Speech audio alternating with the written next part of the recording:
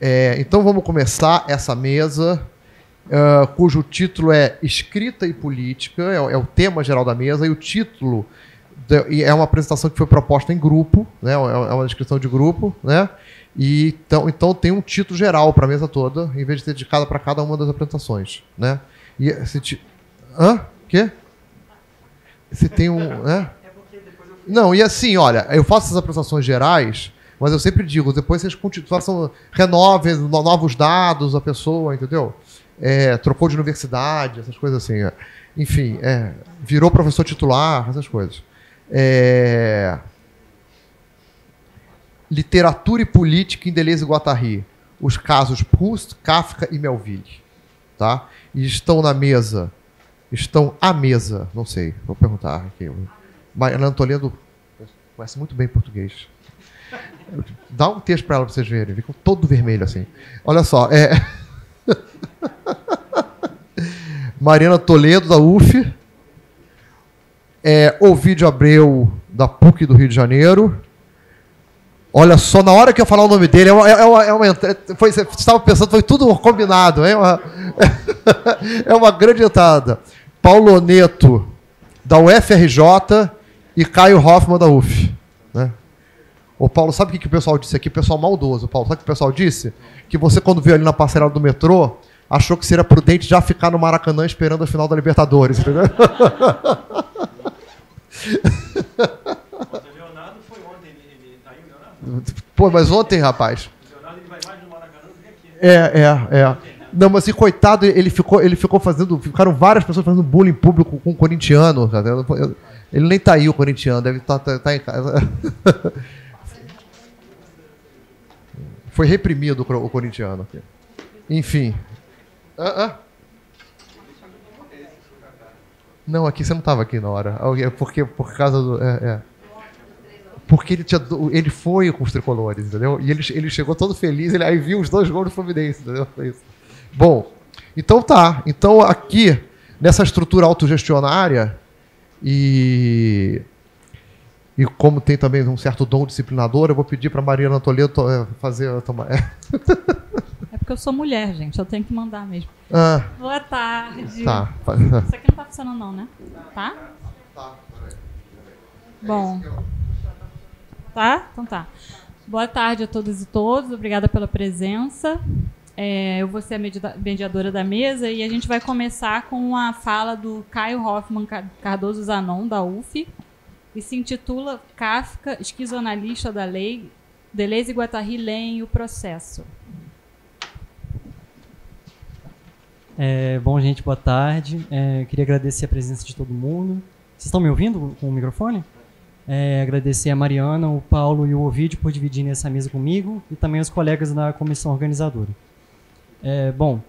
O que eu vou apresentar hoje é o esboço de ideias que fazem parte de uma pesquisa de doutorado recém-iniciada, que tem um duplo objetivo.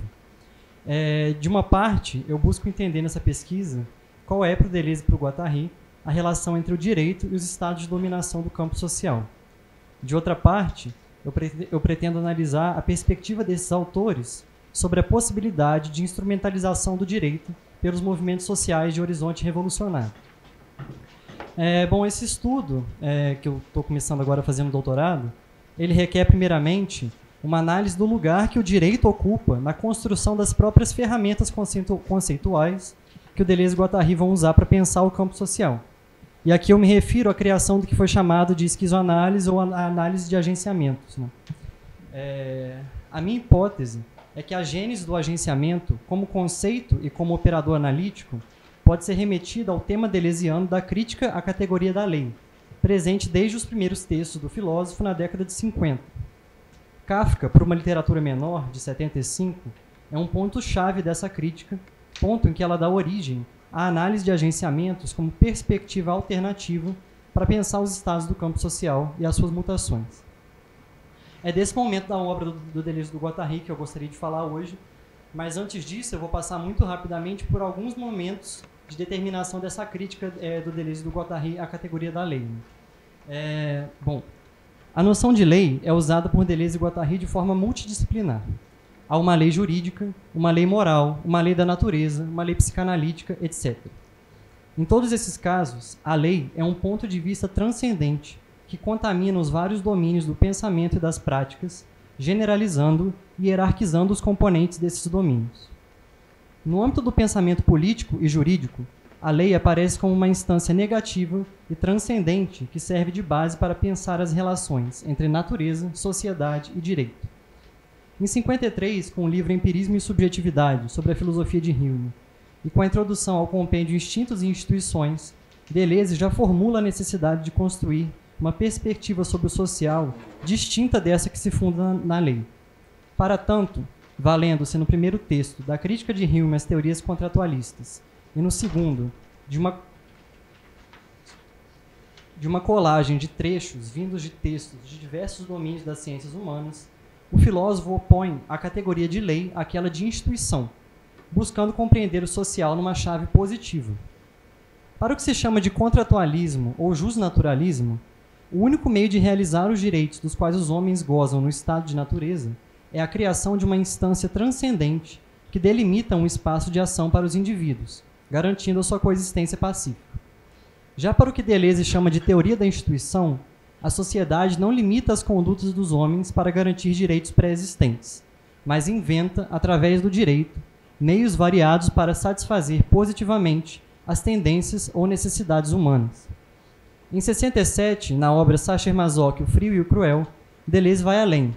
A lei não é apenas entendida mais como uma perspectiva negativa sobre o social, para a qual é preciso encontrar uma alternativa. Na verdade, é dito que essa perspectiva constituiu, na história do Ocidente, imagens hegemônicas, com as quais o pensamento só pode se relacionar comicamente, ou seja, a partir de uma distância que torne possível a construção de procedimentos de subversão dessas imagens. A tarefa do pensamento, ou mais precisamente de uma filosofia política, é construir procedimentos cômicos que questionem a hegemonia da lei, ora remetendo-a a um princípio superior, ora levando-a às últimas consequências numa espécie de demonstração por absurdo. Destaco, por fim, um terceiro momento da determinação da crítica da lei em 72, na obra O Anti-Édipo. Aqui, Deleuze e Guattari dão mais um passo importante. Associam diretamente a hegemonia de uma imagem da lei aos mecanismos que determinadas formações sociais utilizam para funcionar e se perpetuar.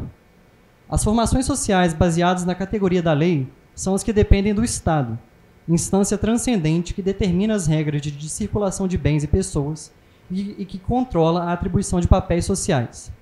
Para Guattari e Deleuze, a lei é a forma jurídica que acompanha o regime social e político das formações sociais baseadas no Estado, considerando ainda que a função da instância estatal varia dependendo da formação específica considerada.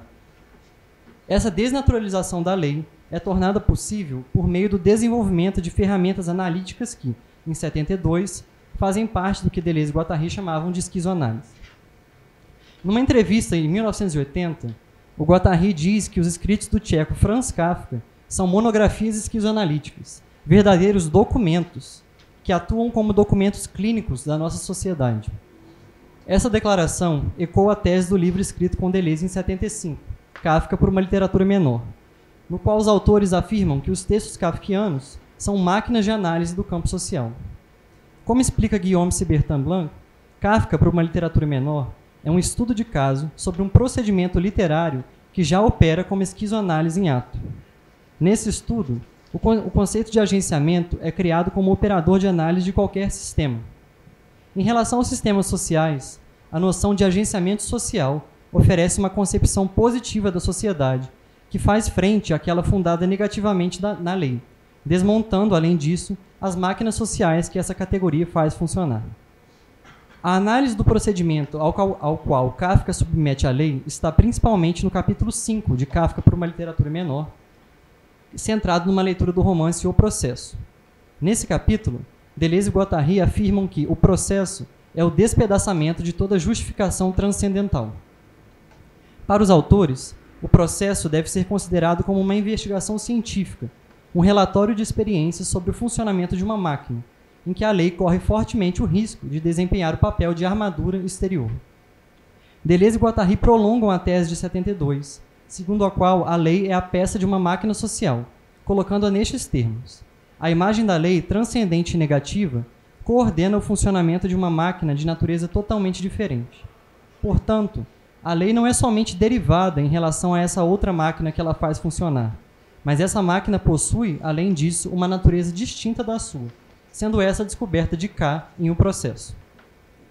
Para descreverem a máquina da lei que aparece nos textos de Kafka, Deleuze e Guattari retomam as teses deleuzianas de Sacher-Masoch. Para os autores, a lei descrita por Kafka coincide com o que Deleuze chamava em 67 de imagem moderna da lei. Foi Kant o responsável pela justificação filosófica dessa imagem. A lei como pura forma que não depende de um bem pré-existente ou de um conteúdo específico.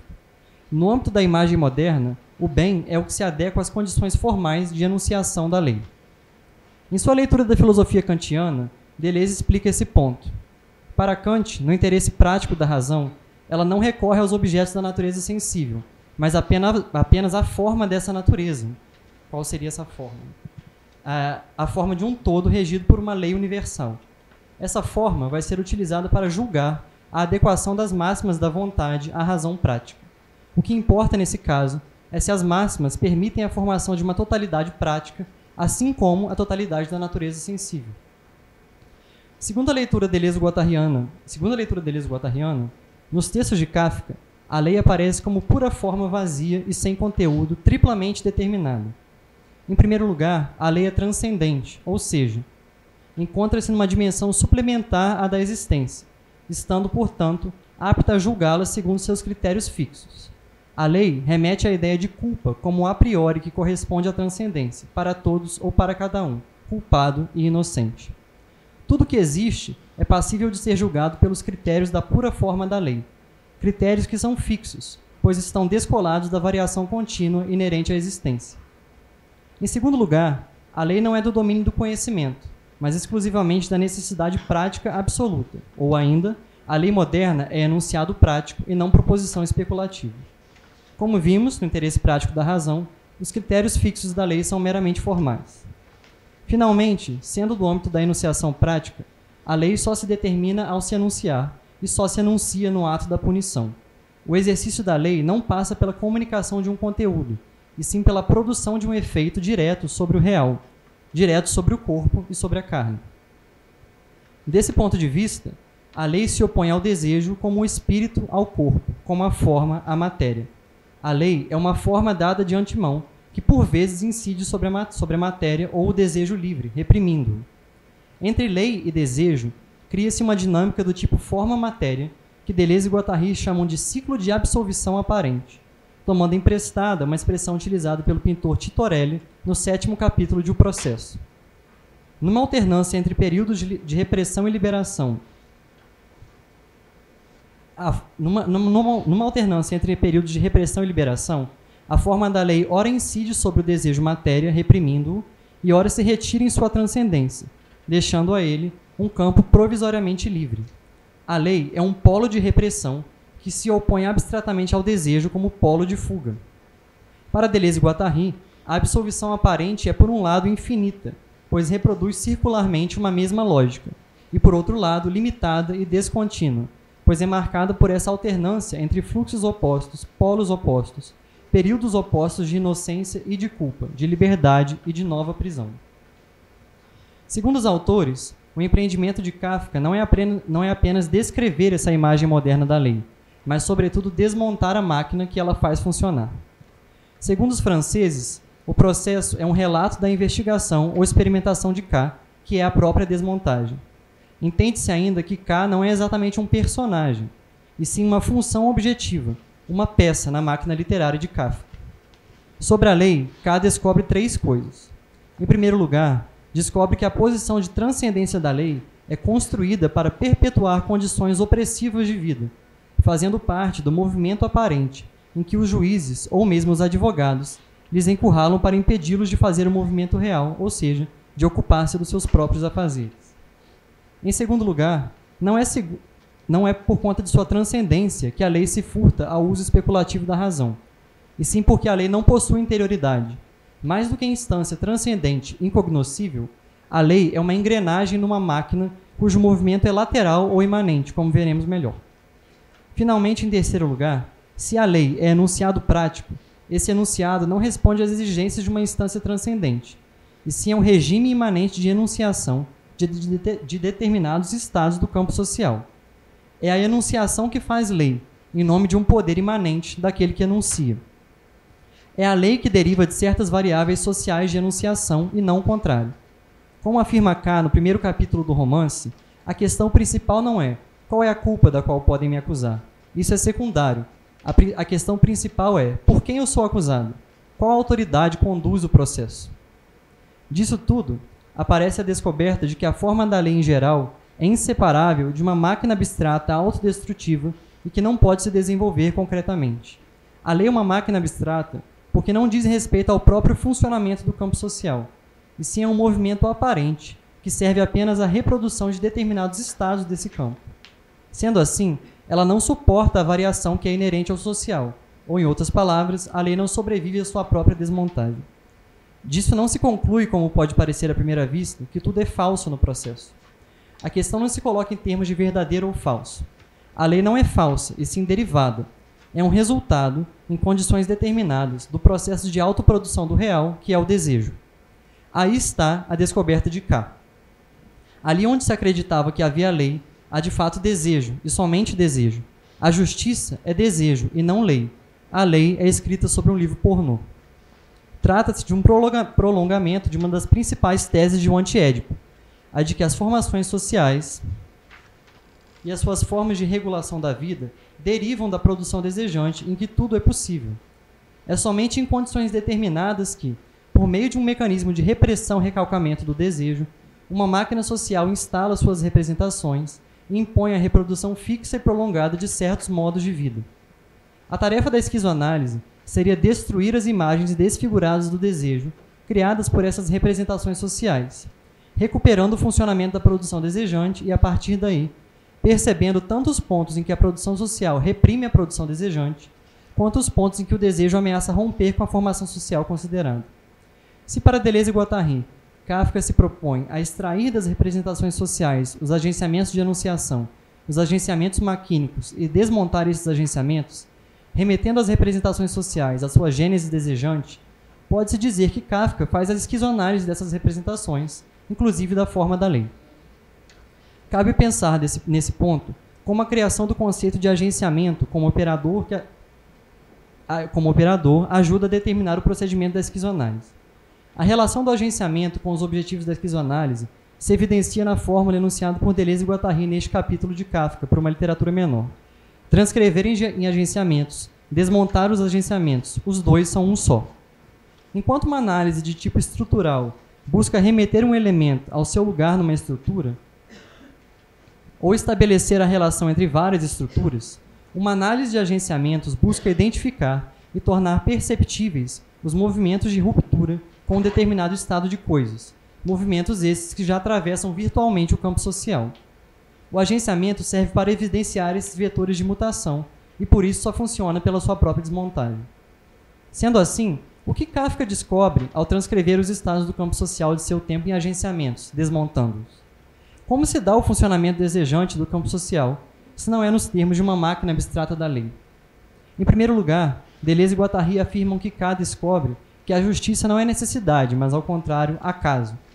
Se nas teorias contratualistas a instauração de um sistema legal pelo contrato social aparece como inevitável, como uma necessidade descoberta pela razão, Kafka mostra, ao contrário, que a forma da lei é apenas uma maneira de organizar a vida, que não surge da necessidade, e sim da série de acasos que constituem uma formação social. Além disso, K enxerga que a justiça não é vontade estável, mas desejo movente. Enquanto os critérios formais da lei permanecem sempre os mesmos, pois são descolados da existência, a justiça só pode estabelecer os seus critérios de maneira imanente ao próprio desejo, não a partir de uma forma transcendente que incidiria de fora sobre ele. O que cai por terra com esse duplo deslocamento é a própria oposição entre a lei como forma de repressão e o desejo como matéria livre. É o próprio desejo que se encontra formalizado de maneiras variadas, articulando-se a determinadas regras de enunciação para compor os estados do campo social. A repressão e a liberação são igualmente estados de desejo.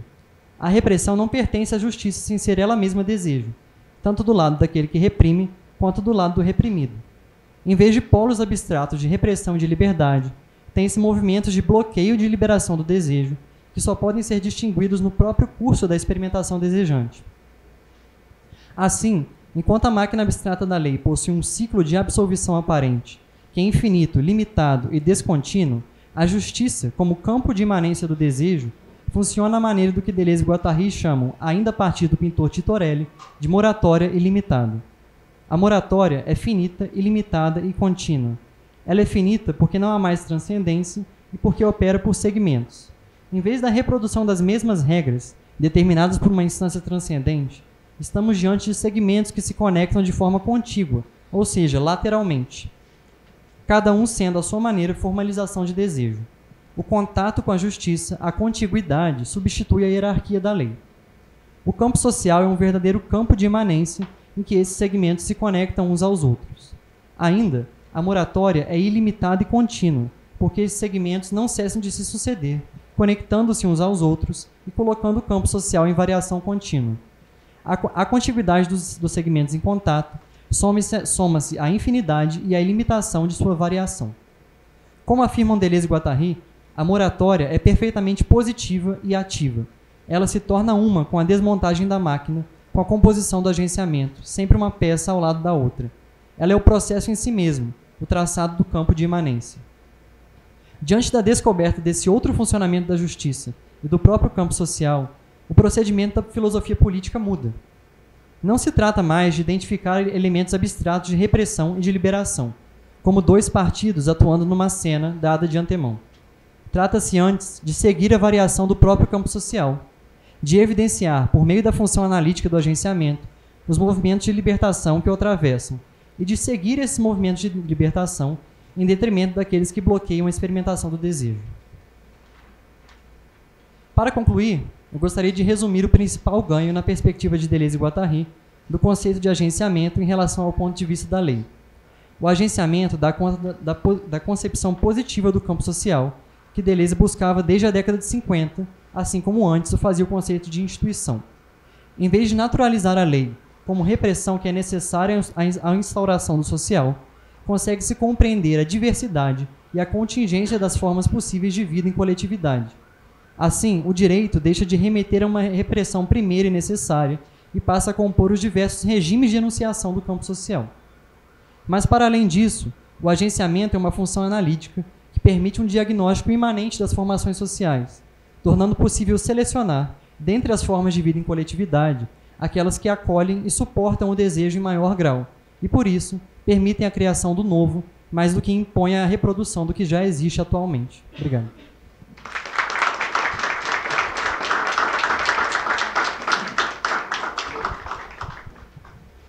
Bom, obrigada, Caio. A gente agora vai passar para o nosso trio aqui, né? A gente fez um trabalho juntos. E nós vamos seguir a ordem dos textos do Deleuze, né? Cronológica mesmo. Então, eu vou dar primeiro a palavra ao Ovídio, que vai falar sobre Proust, estilo, arte e política.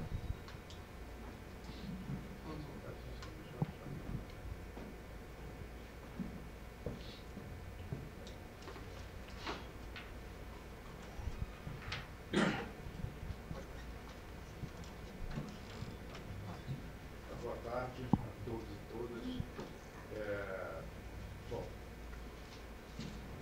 eu acho que eu sou o mais desorganizado da mesa aqui. Primeiro porque eu não consegui fazer um texto, eu achei que seria fácil fazer, mas acabei não fazendo. Segundo porque, também continuando nessa sequência de falências, eu esqueci de trazer o livro Proust e os Signos. Não está ligado, então.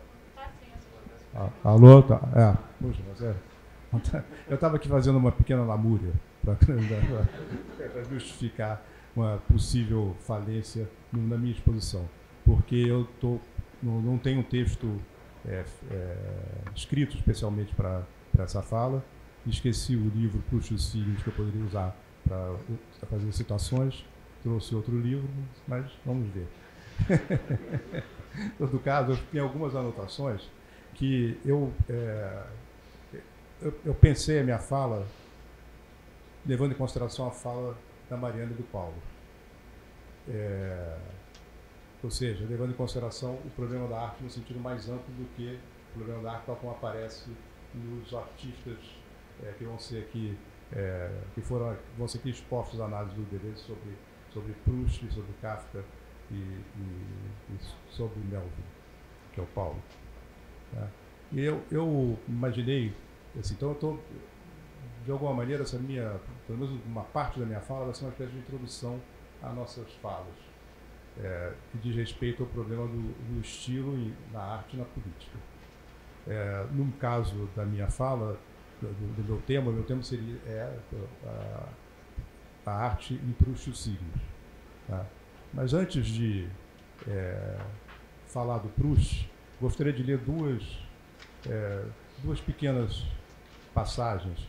Uma do Nietzsche, que está em Schopenhauer, Educador, que diz assim: parece às vezes que o artista, e em particular o filósofo, não é mais que um acaso em sua época. Assim que ele aparece, a natureza que jamais salta dá seu salto único, e é como um salto de alegria, pois ela sente que pela primeira vez chegou ao objetivo, lá onde compreende que jogando com a vida e com o devir, ela teve um adversário forte demais. Tal descoberta a faz iluminar, e um doce cansaço vespertino, o que os homens chamam de charme, pousa sobre o seu rosto. Então, essa é a primeira, não sei se eu li claramente, né? A citação do Proust, ou melhor dizendo, do Deleuze, e no texto chamado Os Intercessores. Sem eles não há obra. Podem ser pessoas para um filósofo, artistas ou cientistas para um cientista, filósofos e artistas. Para o filósofo, artistas ou cientistas, para o cientista, filósofos e artistas. Mas também coisas, plantas, animais, como em Castanheda. Fictícios ou reais, animados ou inanimados, é preciso fabricar seus intercessores. É uma série. Se não formamos uma série, mesmo que completamente imaginária, estamos perdidos. Eu preciso de meus intercessores para me exprimir, e eles jamais se exprimiriam sem mim. Sempre se trabalha com vários, mesmo quando isso não se vê, e mais ainda quando é visível. Félix Guattari e eu somos intercessores um do outro. Deleuze, o texto que está no capítulo chamado Intercessores. Eu selecionei essas duas passagens para introduzir a questão, o problema da arte e do estilo. Né? A passagem que eu li do Nietzsche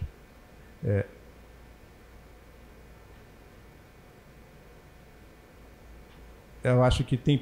Bom, depois eu falo do Nietzsche. Mas, assim, na passagem do Nietzsche, há uma avaliação, há uma aproximação entre o artista e o filósofo. Isso é que eu queria chamar a atenção. Quer dizer, o Nietzsche vê o artista e o filósofo como artista, em certo sentido. Não há oposição entre a arte e a filosofia num nível mais fundamental. É evidente que há uma diferença, mas as duas, para o Nietzsche, aparecem como uma atividade de criação de pensamento, ou se pode falar na linguagem do Deleuze, de conceitos, perceptos e afetos. Tá?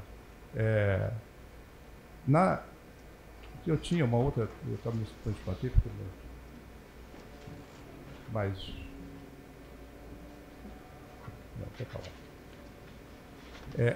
Na citação do Deleuze, propriamente, o que eu recorri a ela porque eu gostaria de falar da arte em Deleuze do ponto de vista da interseção da arte com a filosofia. Não creio que o Deleuze seja alguém que tem uma, digamos assim, que tem uma filosofia da arte que transcende a própria experiência artística.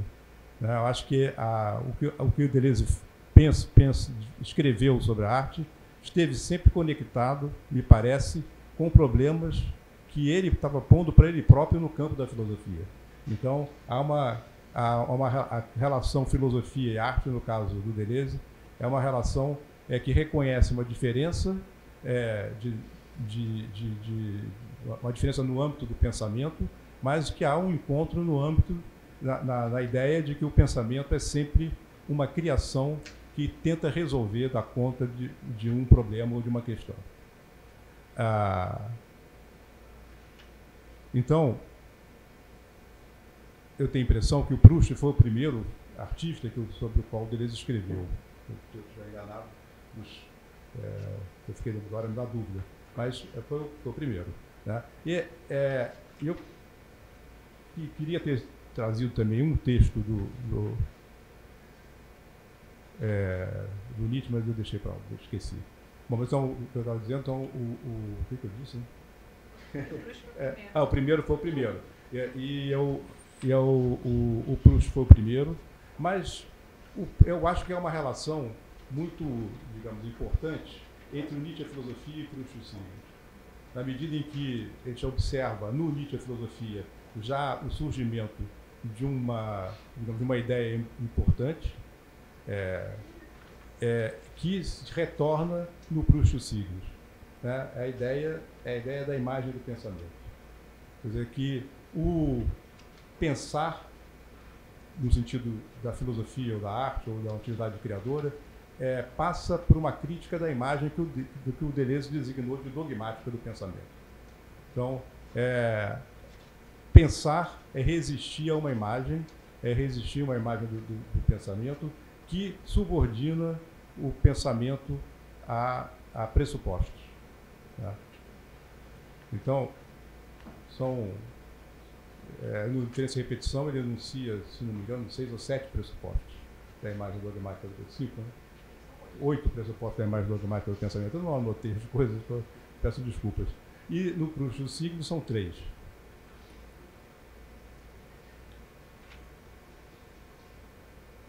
A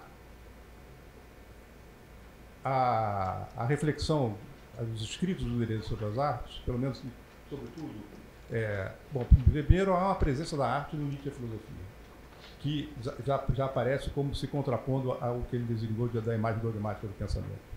O Nietzsche aparece como um filósofo artista, de certa maneira, porque ele cria e valoriza a criação, e o conceito aparece para o Nietzsche como uma criação do pensamento que digamos que resiste a um enquadramento, a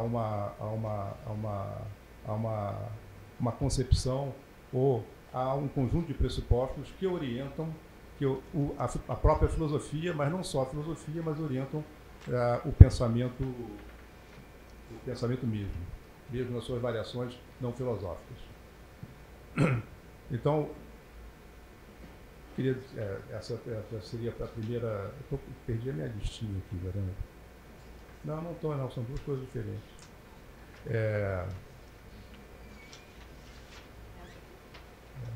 Exatamente.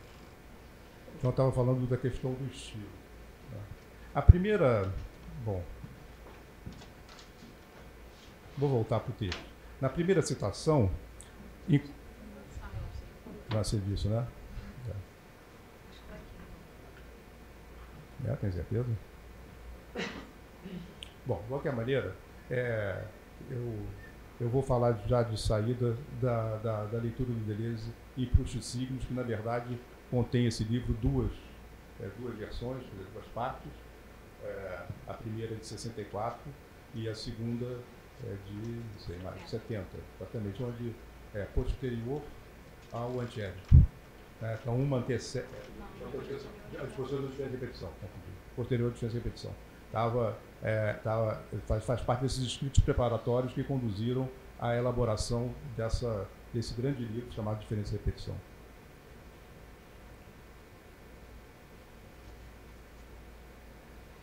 No Nietzsche e a filosofia, eu falei, tem a questão da imagem do pensamento, que reaparece no próprio livro sobre Proust. Proust, o Sigmund, não aborda a obra de Proust como um puro objeto. Há nele uma conversa de Deleuze com Proust, mas nela penetram Nietzsche e Leibniz. Nietzsche traz a concepção do fenômeno como signo e do pensamento como interpretação. E Leibniz sobressai-se com o seu conceito de ponto de vista. Uma essência, citação, é sempre um nascimento do mundo, mas o estilo é esse nascimento continuado e refratado, esse nascimento redescoberto nas matérias adequadas às essências, esse mecanismo, esse nascimento como metamorfose de objetos. Então, eu queria seguir essas menções para enfatizar que o Deleuze, a arte aparece primeiro como uma interseção para o seu próprio pensamento, a reflexão dele que ele faz sobre as artes. Há um grande elogio das artes em geral, do teatro, da literatura, do cinema, todo mundo sabe. Tá? E a questão da arte, eu posso estar enganado, está relacionada com a questão da crítica da imagem dogmática do pensamento. E o Deleuze encontra na arte, sobretudo na leitura do Nietzsche da arte, uma via de apresentar uma nova perspectiva.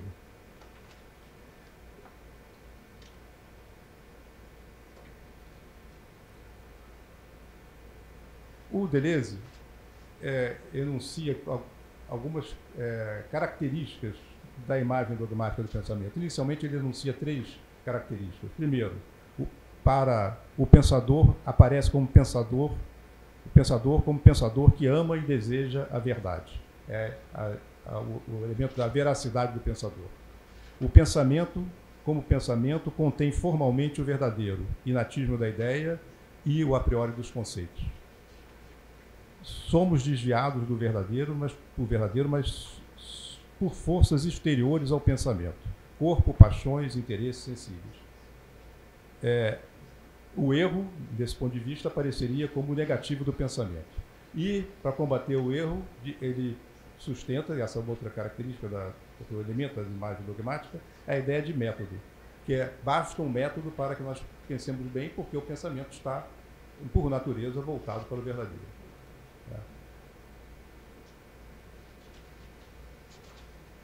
A arte, a reflexão sobre a arte, é um prolongamento da crítica da imagem dogmática do pensamento, assim que me parece a coisa. E o Deleuze, digamos, se aproxima, mesmo em Proust e os Signos, sente a presença de questões que ele formulou no Nietzsche Filosofia. E, sobretudo, essa ideia de que o pensamento é sempre a efetuação de um sentido e a realização de um valor. E que a arte é um tipo de pensamento que cria ao seu modo uma nova perspectiva e cria novas experiências existenciais e de pensamento também.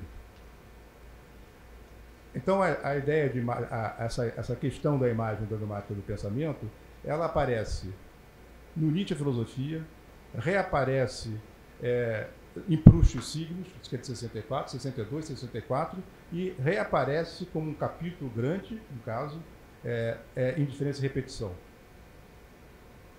Então, estou chamando a atenção disso, porque eu acho que é possível pensar a questão da arte em filosofia, na filosofia de Deleuze, como sendo uma reflexão que favorece, permite elaborar uma ideia da criação e do pensamento que escape da imagem dogmática do pensamento. O livro Proust e os Signos analisa a obra do Proust e o Deleuze apresenta uma leitura que privilegia, de dar destaque à ideia que o livro apresenta um aprendizado do homem de letras. Nessa medida, a narrativa está acabando? Então, caramba. Nessa medida, desculpa, nessa medida, a narrativa desse aprendizado, ainda que descontínua e sobredeterminada, não se decifra no passado, mas está voltada para o futuro.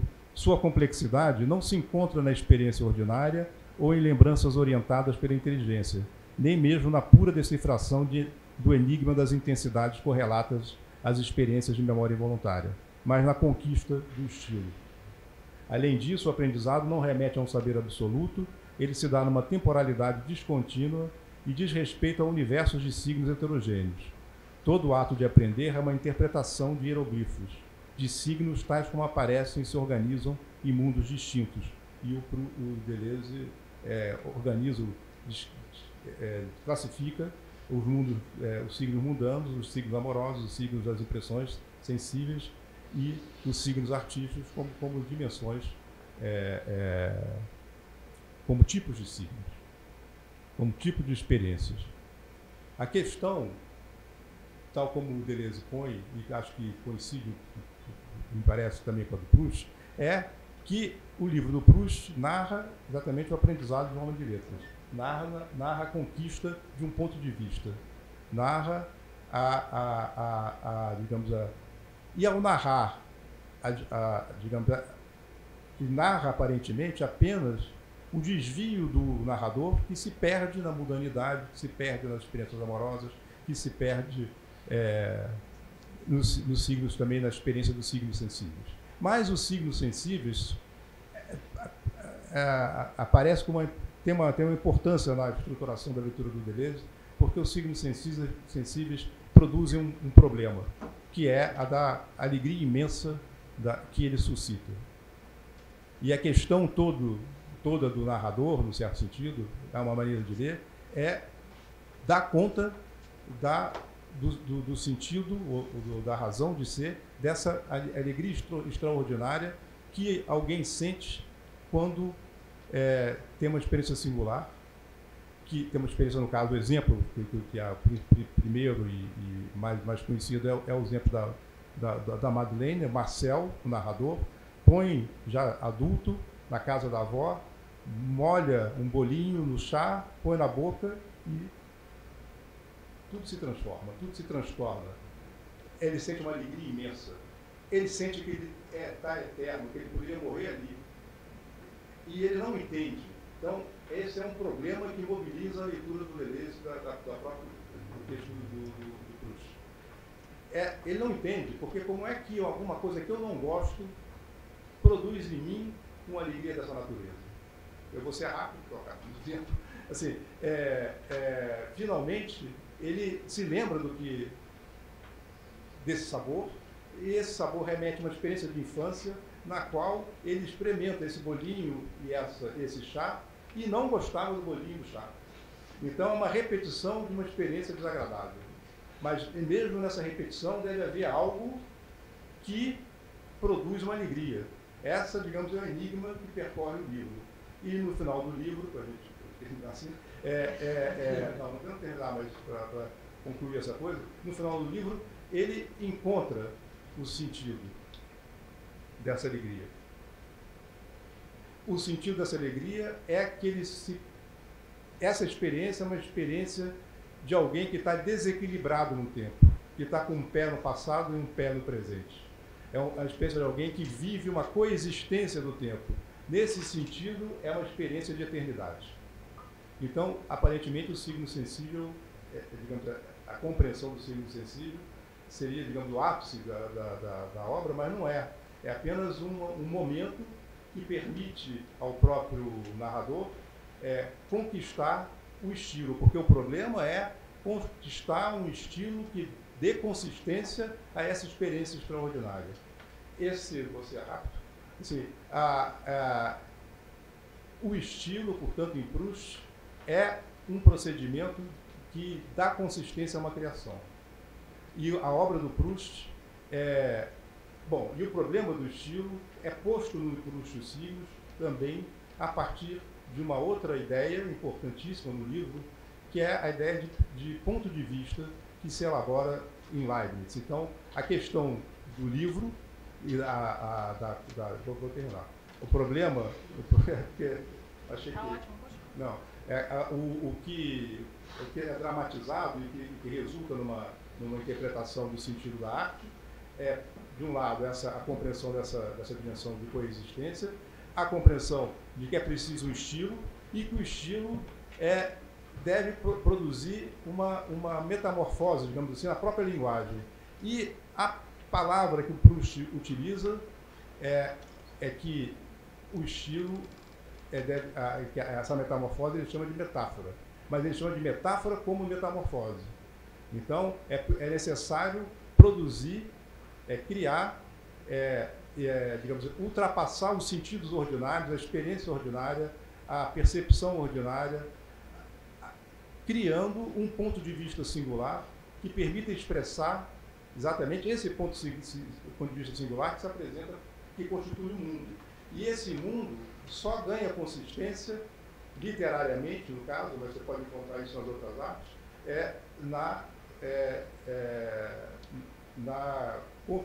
construção, na conquista de um estilo. Então, a ideia, para concluir, estou querendo chamar a atenção para o fato de que a arte, nessa medida, tal como aparece nesse livro, é uma atividade de resistência ao que é a experiência ordinária, que envolve a experiência dos clichês que atormentam ao longo da vida do narrador, o atormenta e, ao mesmo tempo, a matéria de conhecimento, de compreensão, que o atormenta nos mundos mundanos, na besteira dos mundos mundanos, na tolice da humanidade, no sofrimento que suscita o sentimento amoroso, que são várias e várias histórias de decepção. Está faltando alguma coisa. Os signos sensíveis, que são esses signos que desencadeiam esse processo de compreensão, mas que são eles próprios insuficientes, porque é preciso criar um estilo que produza signos, ou relacione signos como metamorfoses. São signos da arte, exatamente. Então, a arte é essa atividade que abre um ponto de vista original, que cria mundos originais, tanto os mundos quanto grandes escritores, pintores, dramaturgos, etc. E o Deleuze, acho que precisou dessa conexão para levar adiante a sua crítica da imagem dogmática do pensamento. É isso que eu queria falar.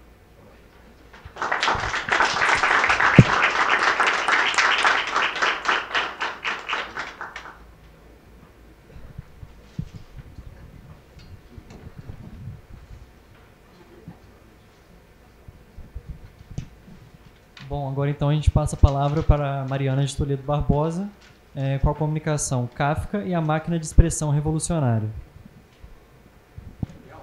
Bom, boa tarde. Eu queria primeiro agradecer ao Rodrigo Gueron pela acolhida aqui na UERJ e a toda a comissão organizadora pela organização do evento e a presença de vocês, e também dizer que eu estou contente de estar aqui na mesa com o Caio, com o vídeo com o Paulo. É uma mesa de colaborações, né, variadas. Vão ter coisas que vão ressoar com o texto do Caio. Eu até vi que a gente escolheu umas 2 citações iguais. Não é uma massa. O tema é um pouquinho diferente. Mas a gente se baseou no Kafka, né? Vou ler, tá, gente? A leitura sistemática que Deleuze e Guattari fazem dos escritos de Kafka, em seu Kafka por uma literatura menor, se singulariza ao tornar perceptível a potência revolucionária dos enunciados kafkianos. Não à toa, os autores recorrem a Kafka para falar de uma função de enunciação coletiva e revolucionária da literatura, mesmo admitindo que o próprio Kafka nunca se pretendeu revolucionário. A literatura menor de Kafka é marcada pelo procedimento de minoração, por um tratamento de uma língua maior, nesse caso a língua alemã imposta pelo Império Austro-Húngaro aos habitantes de Praga, que despoja essa língua maior de sua gramática habitual e a libera de seu encerramento num sistema homogêneo em equilíbrio, fazendo com que ela entre em variação, com que se preste a estranhos usos. Concretamente falando, Kafka parte do uso corrente do alemão de Praga, já notoriamente incorreto e empobrecido dos pontos de vista sintático e semântico, para prolongar essa operação de desterritorialização da língua, intensificá-la em uma desterritorialização absoluta que vai no sentido de uma nova sobriedade, de uma nova correção inaudita, de uma retificação impiedosa, capaz de criar uma nova sintaxe, que acompanha de perto a sintaxe rígida desse alemão ressecado. Por que esse procedimento literário é revolucionário? Certamente não se trata de deslocar a revolução para o campo da enunciação, da expressão, abdicando de vez de vê-la incidindo nos corpos, no conteúdo. Por um lado, a máquina de expressão kafkiana é revolucionária nela mesma, ou seja, Deleuze e Guattari discernem um caráter revolucionário nos enunciados de Kafka. Por outro, a máquina de expressão kafkiana não pode ser separada dos corpos nos quais seus enunciados intervêm, das coisas nas quais seus signos incidem.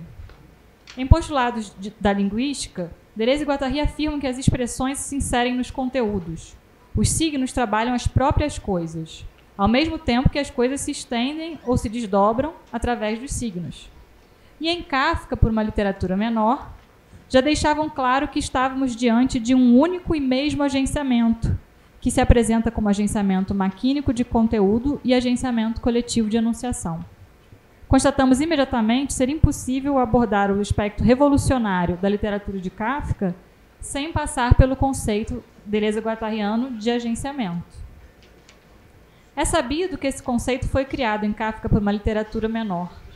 Zurabishvili sugere que seu principal interesse é enriquecer a concepção do desejo como a problemática do enunciado, retomando as coisas no ponto em que lógica do sentido as havia deixado.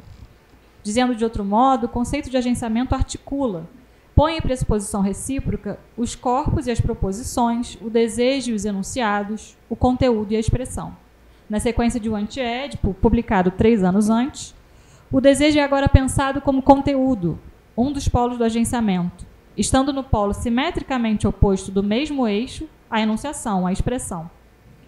Pautando-se nas categorias de Elmslev, de conteúdo e expressão, forma e substância, matéria e extrato, Deleuze e Guattari propõem que a articulação entre desejo e enunciação decorre da conjunção entre duas matérias amorfas ou dois fluxos abstratos que se determinam reciprocamente a partir deste encontro como conteúdo e expressão.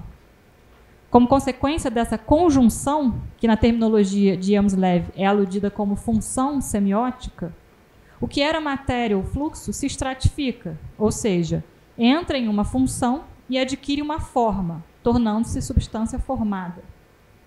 Sendo assim, o conteúdo passa a ter uma forma e uma substância, e a expressão também passa a ter uma forma e uma substância.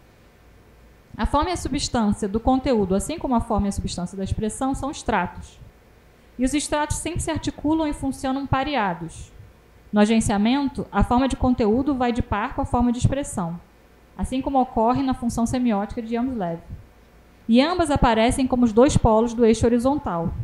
Por isso, o agenciamento é a um só tempo agenciamento maquínico de conteúdo, de corpos ou de desejo, e agenciamento coletivo de enunciação ou de expressão. Entretanto, o agenciamento é tetravalente e esse eixo horizontal é cortado por um eixo vertical que vai da valência dos territórios, dos segmentos, em cuja direção essas formas e substâncias adquirem cada vez mais estabilidade, a valência da desterritorialização, em que conteúdo e expressão tendem a se desfazer, a se desarticular, a se deformar, a desfuncionar, a desestratificar. O procedimento kafkiano, por ser literário, se iniciaria justamente por uma desarticulação da expressão que, ao se engajar numa linha de fuga, outro modo de se referir à valência da desterritorialização, arrastaria o conteúdo, então submetido a uma deformação. Uma citação longa agora. Não nos encontramos, portanto, diante de uma correspondência estrutural entre dois tipos de forma, formas de conteúdo e formas de expressão, mas diante de uma máquina de expressão capaz de desorganizar suas próprias formas e de desorganizar as formas de conteúdo para liberar puros conteúdos que se confundirão com as expressões em uma mesma matéria intensa. Fim de citação. Se observarmos que o social para Deleuze e Guattari, que aqui seguem Spinoza, também é corpo, a desarticulação da expressão imprimiria uma deformação do corpo social, uma dissolução das formas e funções instituídas nesse corpo social. A experimentação da língua, segundo essa lógica, não teria como ser separada de experimentações no campo sociopolítico. Outra citação do Deleuze e Guattari, do Kafka. Como ele faz revolução? Como Kafka faz revolução? Ele fará como com a língua alemã, tal como existe na Tchecoslováquia. Visto que é uma língua desterritorializada sob vários aspectos, ir-se-á ainda mais longe na desterritorialização, com uma sobriedade que faz disparar a linguagem em uma linha reta, toma sua dianteira, acelera suas segmentações. A expressão deve arrastar o conteúdo. É preciso fazer o mesmo com o conteúdo. Já que as máquinas coletivas e sociais operam uma desterritorialização do homem, ir ainda mais longe nessa via, até uma desterritorialização molecular absoluta. Fim de citação. A escolha de Kafka como intercessor na criação do conceito de agenciamento deve-se ao fato de ele ser o primeiro a desmontar essas duas faces de conteúdo e de expressão e a dar a elas uma combinação singular que porta sua assinatura. Deleuze e Guattari discernem, na escrita de Kafka, duas funções: transcrever em agenciamentos, desmontar os agenciamentos. Há uma desmontagem ativa do agenciamento, inseparável do funcionamento do agenciamento. O que essa desmontagem ativa faz é prolongar um movimento que já atravessa o campo social, um movimento virtual das potências diabólicas que batem à porta: fascismo, stalinismo, americanismo. Mas tais potências diabólicas não são os únicos agenciamentos coletivos de enunciação expressos pela literatura de Kafka. Não é apenas neste sentido que a literatura é, para ele, um relógio que avança, mas também porque expressa as forças revolucionárias a serem construídas. E se a literatura é uma questão do povo, é porque apenas o literato é capaz de avançar a enunciação coletiva correspondente a uma nova sensibilidade, a uma nova consciência, a um povo por vir, já que as condições de tal sensibilidade, de tal consciência e de tal povo ainda não estão dadas no campo social. Isso nada tem a ver com falar em nome do povo, tomar a palavra para representá-lo. Ao contrário, trata-se de criar enunciações coletivas que forjam uma nova maneira de viver, ainda completamente virtual. E o escritor celibatário, mesmo aparentemente isolado, é aquele que melhor anuncia essa comunidade potencial, pois seus enunciados são imediatamente coletivos. E os casos individuais, familiares, conjugais, descritos por ele, se conectam imediatamente com as coordenadas comerciais, econômicas, burocráticas, jurídicas do campo social, donde as três características da literatura menor, a desterritorialização da língua, a ligação do individual com o imediato político, o agenciamento coletivo de enunciação. E então, o termo menor passa a ser capaz de abarcar as condições revolucionárias de toda a literatura, no cerne daquela que é chamada grande ou estabelecida. Por tomarem os agenciamentos maquínicos como objetos do romance, Deleuze e Guattari consideram os romances de Kafka experimentações, protocolos sociais políticos. Em verdade, todos os escritos de Kafka, contos, novelas e mesmo cartas, são ditos políticos. De uma ponta a outra, Kafka é um autor político, adivinho do mundo futuro.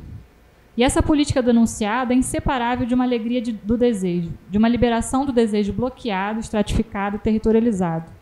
Esse argumento atravessa todo o livro de Deleuze e Guattari sobre a literatura menor de Kafka, desde o início. Eu vou ler uma passagem bem no início do livro. Um escritor não é um homem escritor, é um homem político, e é um homem máquina, e é um homem experimental, que deixa assim de ser um homem para se tornar macaco, ou coleóptero, ou cão, ou camundongo, devir animal, devir inumano. Pois, em verdade, é pela voz, é pelo som, é pelo estilo que alguém se torna animal, e certamente com sobriedade. Uma máquina de Kafka é, portanto, construída tanto por conteúdos e expressões formados em graus diversos, como por matérias não formadas que aí entram, daí saem e passam por todos os estados. Entrar, sair da máquina, estar na máquina, percorrê-la, aproximar-se dela, ainda faz parte da máquina. São estados do desejo, independentemente de qualquer interpretação. A linha de fuga faz parte da máquina. O problema, de modo algum ser livre, mas encontrar uma saída. Se Bertrand Blanc destaca que o conceito de agenciamento surge em Kafka por uma literatura menor, não apenas porque os escritos de Kafka são tomados como agenciamentos, mas também, sobretudo, porque Kafka já lança a mão dessa função analítica que é o agenciamento para intervir no campo social.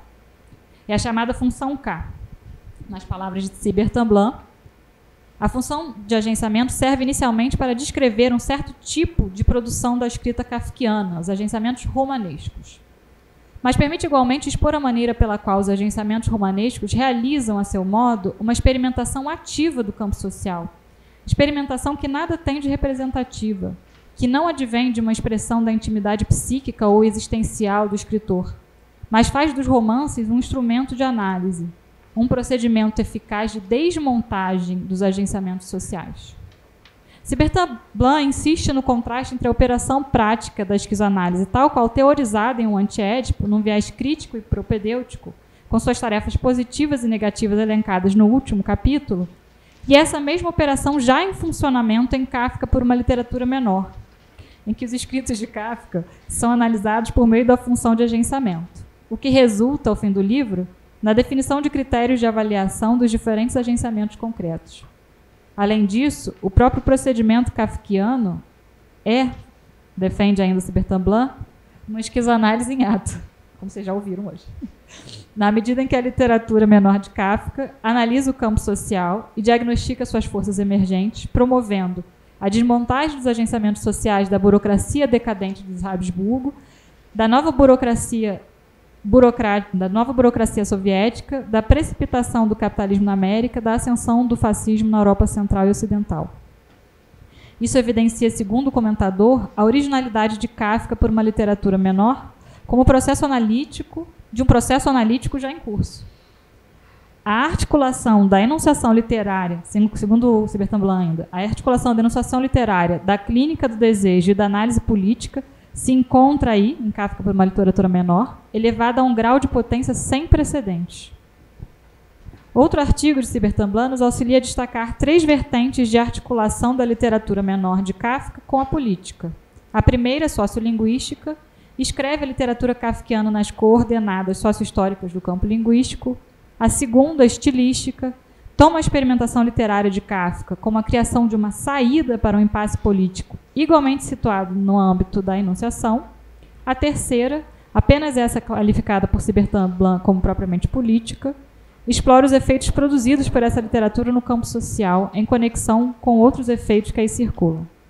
Essas 3 vertentes evidenciam por que o problema da expressão não é posto por Kafka de maneira abstrata, mas em relação com as literaturas ditas menores.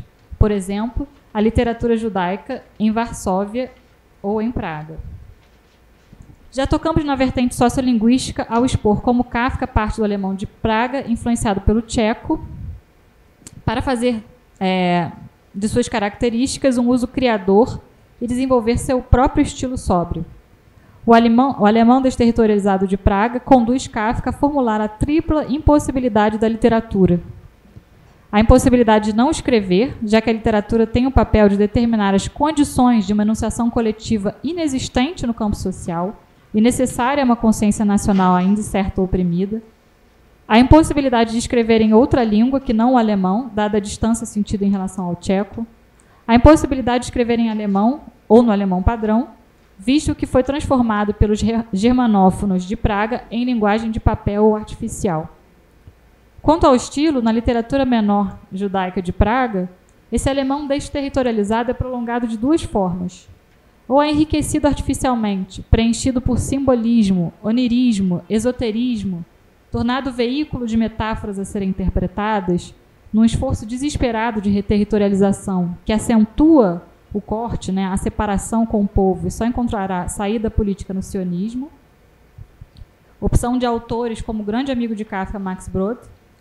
Ou esse alemão é arrastado em uma desterritorialização absoluta sem compensação, conquistando secura e sobriedade, prestando-se a um uso intensivo a significante que libera o som do sentido, ou melhor, da significação, e ameaça qualquer linguagem sensata, e mesmo qualquer música organizada. No que se refere à vertente que Cybertin Blanc denomina política, essa expressão desarticulada e intensa que observamos em Kafka deixa de funcionar para designar coisas por sentido próprio ou figurado e faz das próprias coisas circuitos de intensidades puras, numa substituição da metáfora pela metamorfose. Uma citação: as coisas e as outras coisas não passam de intensidades percorridas pelos sons ou pelas palavras desterritorializadas segundo suas linhas de fuga. A literatura menor é repleta de tensores que expressam as tensões interiores de uma língua, seu movimento em direção a seus limites. A intensificação da língua é revolucionária, pois põe em questão a distribuição de centros de poder no corpo da língua. Ao falar em bilinguismo ou multilinguismo, mais do que se referirem necessariamente a línguas diferentes, Deleuze e Guattari aludem às diferentes funções da língua e à variedade de fatores sociais, relações de força e centros de poder que se distribuem em cada uma delas. Eles substituem a ideia de que a língua é um sistema fechado e estável pela concepção de que cada língua é nela mesma um caldeirão de línguas, uma história enrolada, um caso político, ou seja, comporta uma diversidade de funções, em que se espalham centros de poder, demarcando o que pode e não pode ser dito em cada uma delas. São essas funções, né, que ele elenca lá a partir do Gobar. Língua ou função vernacular, maternal ou territorial, que é a língua da comunidade de origem. Língua veicular, urbana, de estado, comercial, burocrática. Língua referencial ou da cultura. E língua mítica. No jogo entre essas funções, pode-se chegar a uma intensificação da língua que a despoja de seu caráter representativo e repressivo. Citação. Servir-se do multilinguismo em sua própria língua, fazer dela um uso menor ou intensivo, opor o caráter oprimido dessa língua a seu caráter opressor. Em cada um dos componentes da máquina de expressão de Kafka, destacados por Deleuze e Guattari, as cartas, as novelas, os romances, notamos a desterritorialização se intensificando também no âmbito do conteúdo. Nas cartas de amor, por meio do pacto diabólico que substitui o contrato conjugal, isso aparece numa recusa da coordenada familista de piano do campo social. Nas novelas, por meio do devir, que busca uma saída para as opressões. Nos romances, por meio dos agenciamentos maquínicos, que desmontam as configurações políticas estabelecidas e experimentam novos arranjos. Vou terminar com uma citação. A escrita em Kafka, o primado da escrita, significa apenas uma coisa, que a enunciação forma uma unidade com o desejo, para além das leis, dos estados, dos regimes. Enunciação, no entanto, ela própria, sempre histórica, política e social. Uma micropolítica, uma política do desejo que põe em causa todas as instâncias. Obrigada.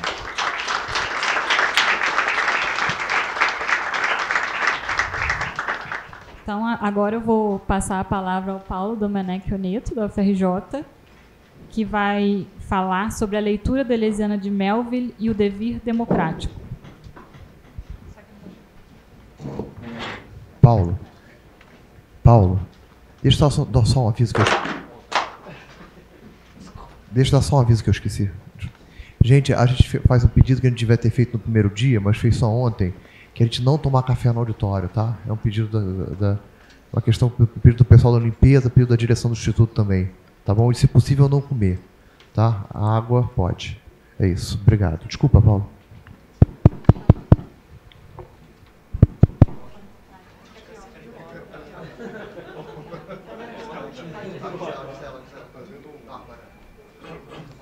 Bem,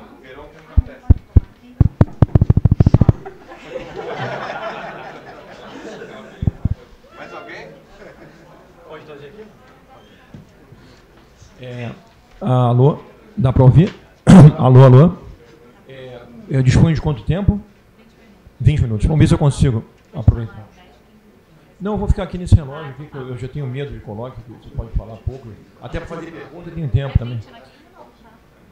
20 está razoável. 20 tá razoável. Já está muito bom, né, 20? Bom, gente, então, sem mais delongas, antes que o tempo acabe, né, eu já faço muita digressão, né? Até fico muito contente com o meu amigo Ovidio, que falou do caos, então já me introduziu. Né? Meu nome também é caos. Nossos caos são diferentes, então a gente vai poder comparar dois tipos de caos hoje. Mas, enfim, eu vou fazer uma coisa estranha, que eu vou ler o que não é para ser lido e não vou ler o que era para ser lido. Como assim? O caos já começa aí. Eu vou começar lendo o que eu quero fazer. E depois eu vou fazer sem ler, o que é perigoso. Então é o seguinte, bom, inicialmente, boa tarde, né? Eu queria agradecer à comissão organizadora, agradecer muito ao Rodrigo, que pegou esse abacaxi, a Amanda e todos da organização do evento. E eu queria... eu vou fazer uma coisa que é a seguinte, eu vou... para não tomar o tempo de vocês, eu vou falando e vou colando citações, deixar o Deleuze falar e vou entrando no meio, porque eu estou falando de uma leitura deleuziana. Então, eu tenho a minha leitura do Melville e tenho a leitura do Deleuze. Eu vou falar da leitura, uma leitura sobre a leitura. Tá? Então, bom, mas inicialmente eu queria fazer mais uma coisa, mais uma digressão inicial, que é a seguinte, eu queria falar que eu estou muito contente de estar aqui, nessa mesa, mais uma vez, com a Mariana e o Ovidio, muito feliz de estar com esse monte de jovens que leem e estudam Deleuze, né, que tem esse elan para se embrenhar numa obra tão densa.